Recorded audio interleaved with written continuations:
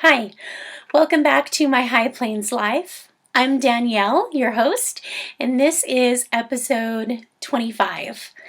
It is September 5th, Labor Day, so I'd just like to wish everybody a happy Labor Day, and I hope that you're doing something special with the day, even if that's just taking a nap and vegging out on the couch. If you don't normally get a chance to, that's something special. I've been out of pocket for a while, which I will talk about in off topic. And I've got a lot of stuff to show you because I've worked on a lot of stuff in the last month, although only one thing got finished. So not a lot of finishes, but we'll still continue on. Let's see where to start. On the needles. Well, as far as off the needles, I have a pair of socks. These are for my mother-in-law. These are blueberry waffle socks using Madeline Tosh sock in the cobbler colorway. And she wanted a more, this one ended up pulling on the foot more than I liked. And this one, I kind of kept it from pulling by throwing in an extra knit row every now and then. I have not woven in the ends on the toes because I do not like my toes. She asked for a more rounded toe, and I don't think I accomplished that. And my Kitchener, I hate my Kitchener because it always leaves little square bumps.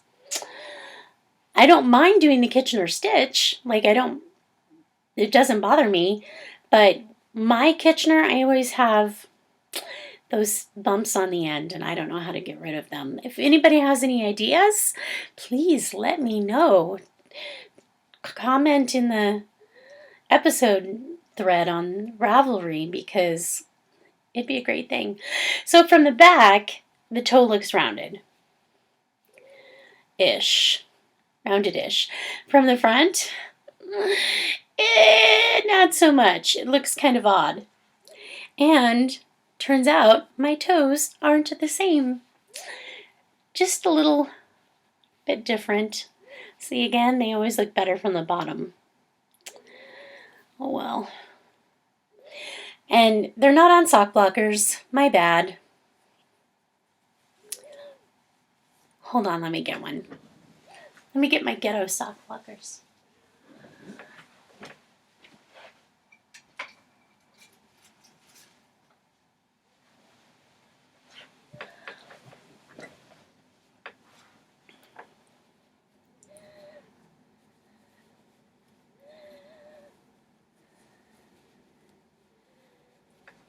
There. Ish. It's a little small for this sock, but that's what it would look like. And I did the heel in a contrasting colorway that actually had some nylon in it because Madeline Tosh sock does not have nylon. So I didn't want the heels to wear out, so I used that, and I can't remember what it is. It's something I got from Joann's. So those socks are finished. I have to take them to my mother-in-law, let her try them on, see if they fit, and if so, I'll weave in the ends. If they don't fit or need adjusted, then I'll pick my Kitchener stitch out and redo the toes. So hopefully the length is good and everything works out okay. Oh, sorry, didn't mean to shake you all up there. As far as what else is on the needles, I have another blueberry waffle sock. That's right, this one's for me though, I think. Or my mom, I don't know. I made the calf big, I did extra stitches. Again, this is another blueberry waffle sock. And the color is pretty accurate. It's just kind of muted greens and blues and tans. I have turned the heel Yay. And I'm working on the foot now. So, and this is out of opal yarn. And the colorway eludes me, it's some number. And this is hanging out in my bag by Rusty that I bought at the You and Me here in Colorado Springs. My next project I've been working on for a while, and I'm almost done, just in time for fall. This is my Wenham T by Bristol Ivy, and this is in my Mrs. Brown's bags. I got a Mrs. Brown's bags. It's the Bee Splat colorway. A friend got this for me, and I'm really appreciative because I love the Bee Splat. So this is my Wenham T. And I've got everything on cable holders, or, you know, extra cables for my...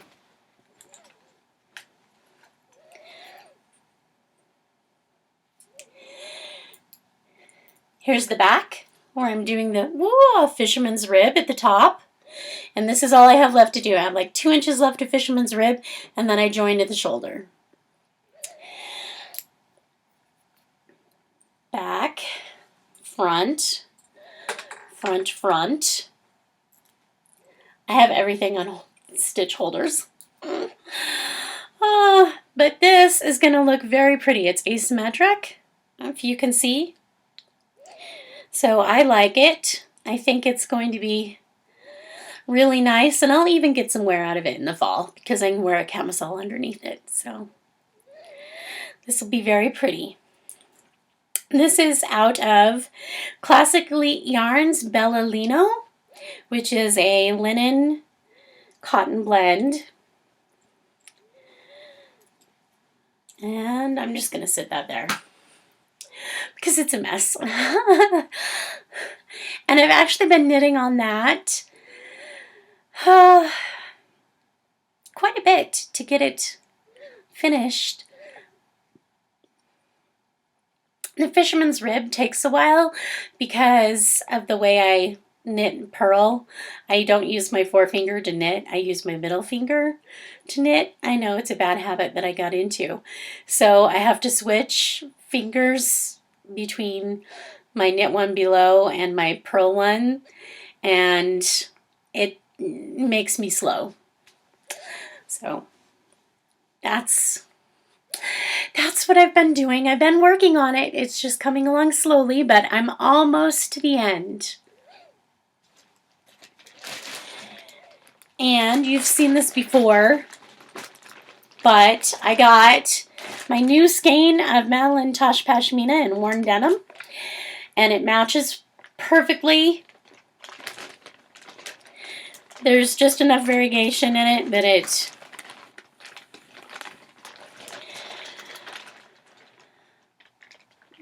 it matches everything up. And since the last time, I have knit from here. You can see where I joined the skeins. So I've knit from here up to here. Doesn't look like much, but that's a lot of time.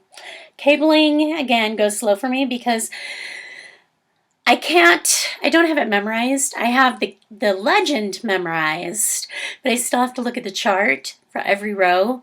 So it takes me a little longer. It's not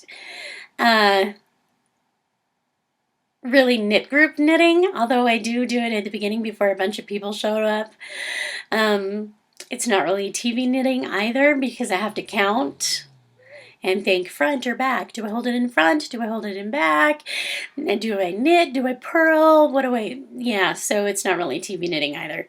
But that's not bad. My goal is to do about 1 cable chart a day, 1 cable section a day. But that's how much I still have left to do. That, my friends, is a lot of bind off edge, or a lot of edge to bind off. So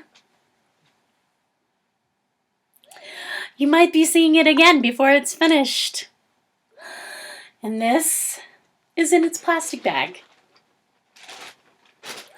because that's how I roll. I don't have enough project bags, so stuff gets put in plastic. That is actually it for on the needles. For under the needle, I have been doing a lot of sewing. Since you haven't seen me since the end of July, I will show you my August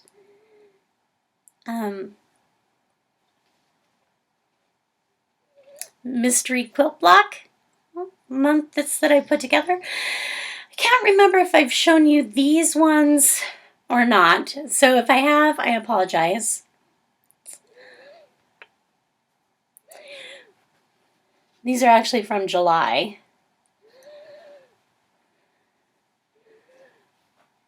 A little friendship star, just nice and easy. And then these are ones that I did last month that I know I have not shown you. This is a snail's trail.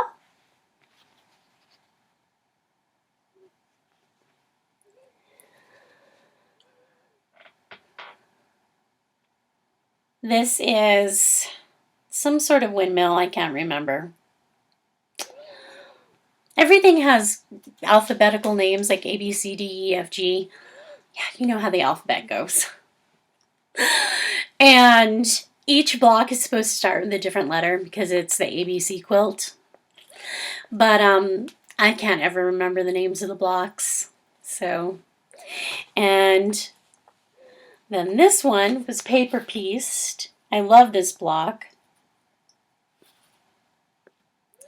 Look at the paisley.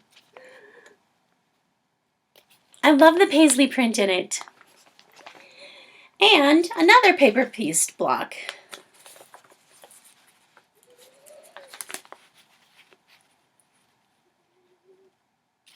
And you can see the papers still on the back. I haven't torn it away yet. And I'm in the process of doing another paper pieced one, which is a pineapple block. I've gotten that far so far. And then I only have one more block after that, I think. And all my blocks are finished. So I'll have my 26 blocks done for the year. And then, this is what we got the last Thursday. We got the whole final thing. So this is what the quilt is supposed to look like, final. Can you see? So we have a bunch of fabric in here to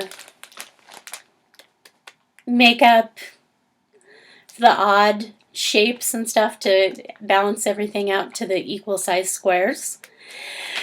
And then I picked black sashing, and I'm not sure what color my cornerstones are going to be. Who knows? Maybe cheddar. And it's ABC Quilt with Me is the name of the quilt. So that's what I've been working on, is a bunch of quilting recently. And I've also been doing some hand quilting. With my Joe's Little Women quilt class, whatever.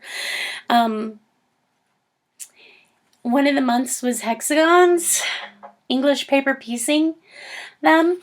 So you have these paper hexagons, and they're your template. And you just fold your fabric around it, and then sew your seams together, etc. And then when your entire thing is done, you can either leave the paper in or take it out. I'll probably take it out, since some of it's coming out already. So I've done 2 of these. Aren't they pretty? That's my needle in the middle. So these will just go together and get stitched up. Isn't that gorgeous? So these are 1.5-inch hexagons. This is a 1/2-inch hexagon. See the difference? These are what I'm working on now. They're so tiny. They're just like little babies. Little baby hexagons. They're so cute. So this is great for scrap fabric, which I have a ton of. So I totally got sucked into English paper piecing black hole, of which there's no return apparently. You just keep on making them forever and ever and just keep stitching them together until you have something big enough to throw on the wall. Yes, the hexagon black hole. I've fallen down it. So that is it for Under the Needle. My In the Garden is going to be short and sweet. We had a major hailstorm here on about July 29th. We've had a little hail before and after, but the 29th was a significant hailstorm, and we actually have to replace our roof because of it. We had friends who had windows of their cars broken out, windows in their houses broken out. The skylight in our shed got broken out, and some of the vinyl siding got broken. And needless to say, the plants did not make it well. My hops that I was so excited about harvesting, kaput. I've got some vines growing back, but it's too late in the season to get any hop flowers from it. They were already blooming, so it was too late to get more after the hailstorm. Yeah, so the hail kind of annihilated a lot of the plants. Most of them bounced back, but they're shredded. And then we had another hailstorm a couple weeks later. Wasn't quite as bad, but at least in my part of town, it wasn't quite as bad. But yeah, anything that I had started recovering got beaten back again. So joy. So that's it for In the Garden. Everything got pummeled and annihilated. And in the bee yard, I thought I had a hive going on my front porch because I'd left the honey supers that we'd extracted from on my front porch and thought bees were just robbing it out initially, but they were there really early in the morning and really late at night, so I thought I had a hive actually established on the front porch. And now they're gone. So either it wasn't really a hive, or my fear is they got pesticides too near them from the Terminix man, because we're trying to control ants. So we're trying to control ants without killing bees, and I think he got a little too close, and the bees got annihilated. So that's it for the bees for this year. I'll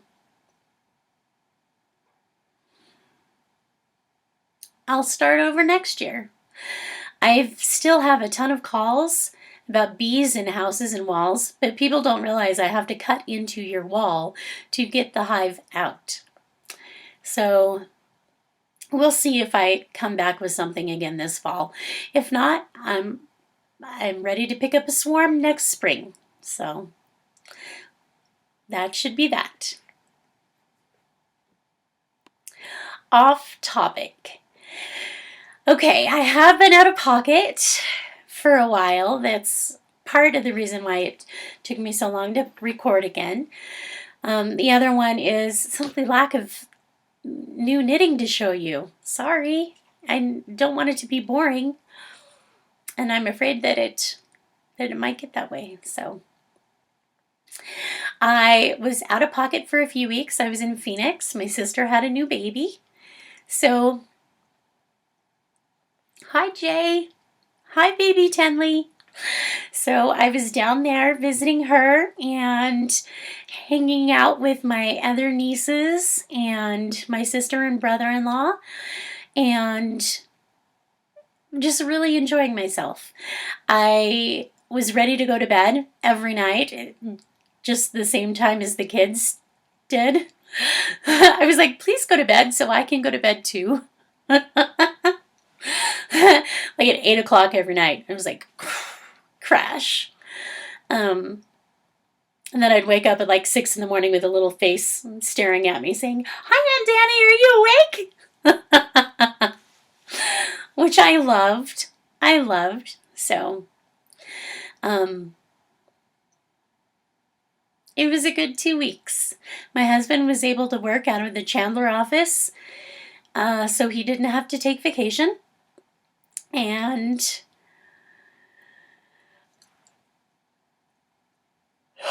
excuse me. And I found that while I got tired, it was a good tired, and I was able to recuperate. And I had enough me time, and I even got some knitting done. Yay. So it was a good visit overall. And what else have we been doing? That's pretty much it. We rode our motorcycles to breakfast a couple times, which I really enjoyed. And we're planning a motorcycle trip to Snowmass for the Snowmass Balloon Festival, which is ironic because Colorado Springs has a balloon festival over Labor Day, and we haven't even gone to see it. So the local one we miss, the one in Snowmass we go to see. We go to travel and pay for a hotel to go see. I know. The irony does not elude me. And that's pretty much it. So I'll sign off for the day and hope that everybody enjoyed the episode and hope that you return to the next one. My name is Danielle. I can be found as DannyGirlCO on Ravelry and Instagram and Periscope. And show notes can be found at www.myhighplainslife.blogspot.com. Thanks for watching. Bye.